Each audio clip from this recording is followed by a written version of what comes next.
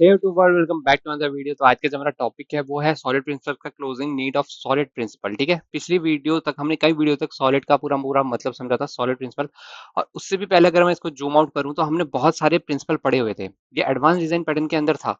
ठीक है, उसके अंदर हमने जब गैंग ऑफ फोर की बात करी तो क्रिएशनल, स्ट्रक्चर, बिहेवियर और एडवांस की बात करी थी। एडवांस के अंदर इतना था। तो सॉलिड प्रिंसिपल ये अकेला ऐसा ऐसा ऐसा क्या है इसमें कि इंटरव्यूअर इतना पूछता है इसको? सीधी बात है, अब बताता हूँ। नीड क्या हुई इसकी? ये क्या करते हैं ना, जो इनका एस वाला, एस हम सबको पता चल गया अब। एस मतलब क्या है? Single responsibility. सिंगल रिस्पॉन्सिबिलिटी है ना। तो ये क्या करता है, आप सिंपली जाओ, पहला पॉइंट सिंपल जाओ।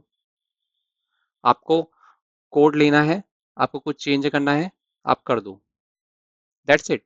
उसकी सिंगल रिस्पॉन्सिबिलिटी है। आपको डर नहीं है कि वो बहुत सारी चीजों को ब्रेक डाउन कर देगा, नहीं है डर। ये एक लेट, ये रियल वर्ल्ड में ये प्ले करता है कोड मेंटेनेबिलिटी। टर्म लॉट नहीं रही है, कोड मेंटेनेबिलिटी। MAINTAINABILITY। जब कोड मेंटेनेबिलिटी की बात आती है तो वहां पे आपका अब आंसर, जो सबसे पहला आंसर होना चाहिए वो होना चाहिए कि सॉलिड प्रिंसिपल यूज करते हैं हम लोग सॉलिड में, एज फॉर सिंगल रिस्पॉन्सिबिलिटी। ठीक है, उससे कोड मेंटेबिलिटी हम रखते हैं अपने कोड में। इसमें इतने बढ़िया फीचर हैं ओपन और क्लोज वाले। ठीक है, oh, open and close, open close principle याद है? हमारी कोड जो है वो एक्सेप्ट, वो रेडी है किसके लिए? Ready for changes, CHANGES। आप अपने कोड को ना ट्रैक करो वर्जन के हिसाब से। वर्जन 1 उसकी उसकी फंक्शनैलिटी आप ओवरराइड करा सकते हो, VERSION। वर्जन 2, इंटरप्राइज लेवल पे कोड कभी भी आपका डिलीट नहीं होता। There is nothing as delete, nothing as delete in this world. कुछ है ही नहीं डिलीट, कोड के वर्जन होते हैं। आपका कोड का वर्जन जो है वो एक्सटेंड करता है पुराने वाले कोड को और उसकी फंक्शनैलिटी ओवरराइड करता है, लेकिन वो कोड आज भी वहीं का वहीं है। वो कोड लंबे होते जाएंगे, वो 1000 लाइन के कोड हो जाएंगे, लेकिन कोड एक्सटेंड करता जाएगा एक दूसरे को। ठीक है, ओपन क्लोज प्रिंसिपल की वजह से हम नए फीचर ऐड ऑन कर सकते हैं विदाउट किसी चीज के, विदाउट कोई फीचर। अगर फीचर हटा तो सकते नहीं है, फीचर ऐड ऑन ही करते हैं। तो फीचर ऐड ऑन करने में इतना इजी रहता है हमारे पास। इंस्टाग्राम वाले सोच रहे हो कितना, कितने ज्यादा कोड मेंटेबिलिटी रखते होंगे। ओपन क्लोज प्रिंसिपल इतना ज्यादा यूज होता है ना उसमें कि मतलब, अगर उन्होंने करीबन 2015 से 2026 चल रहा है, 10 सालों में कितने नए फीचर्स आए हैं उसके अंदर। बहुत सारे स्नैपचैट से कॉपी करे हुए हैं उन्होंने कई तो, लेकिन बात यह है कि उन्होंने फीचर ऐड करे हुए हैं, ओपन क्लोज प्रिंसिपल यूज करा है उन्होंने। फ्लैक्सिबिलिटी सबसे इंपॉर्टेंट है इसमें। Dependency injection, DEPENDENCY, inject, INJECT।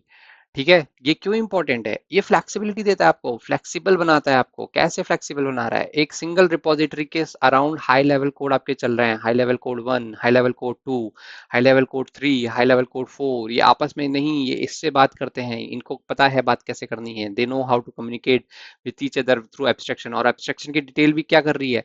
Abstraction उस डिटेल को नहीं ले रहा है, डिटेल एब्स्ट्रक्शन को ले रही है। ठीक है, तो आपने क्या करा है?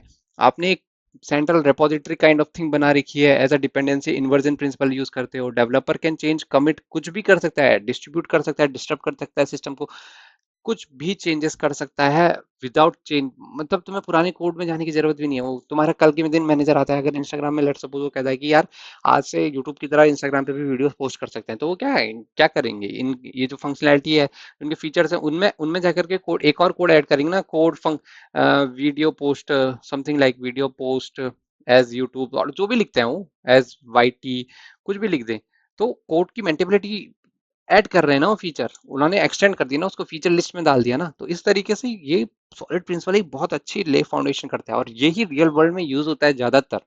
क्योंकि अगर आप कोई भी बैंकिंग क्लाइंट उठा के देख लो ना, बैंक के सॉफ्टवेयर इतने पुराने पुराने चल रहे हैं ना, आज भी JSP में चल रहे हैं। मतलब पता है तुम्हें, JSP मैंने कोड अपनी रियल आंखों से देखे हुए हैं, कोड JSP में चल रहे हैं, 2015 से वही टैग चल रहा है। लेकिन आपसे पूछेंगे, ये सब पूछेंगे, न्यू न्यू टेक्नोलॉजी पूछेंगे, लेकिन आपको काम उसमें करना होता है। क्यों? क्यों करना होता है? क्योंकि कई बार टेक्नोलॉजी अडेप्ट करना कॉस्टली पड़ता है। कई बार इतना बड़ा सिस्टम माइग्रेट करना ही अपने आप में बहुत डिफिकल्ट टास्क है। उसमें कितने डेवलपर्स ने काम करा, पूरी रिपोजिटरी आर्किटेक्ट लाना पड़ेगा उस लेवल का कि पूरा कोड बेस तुम्हारा देखे पहले वो कहाँ।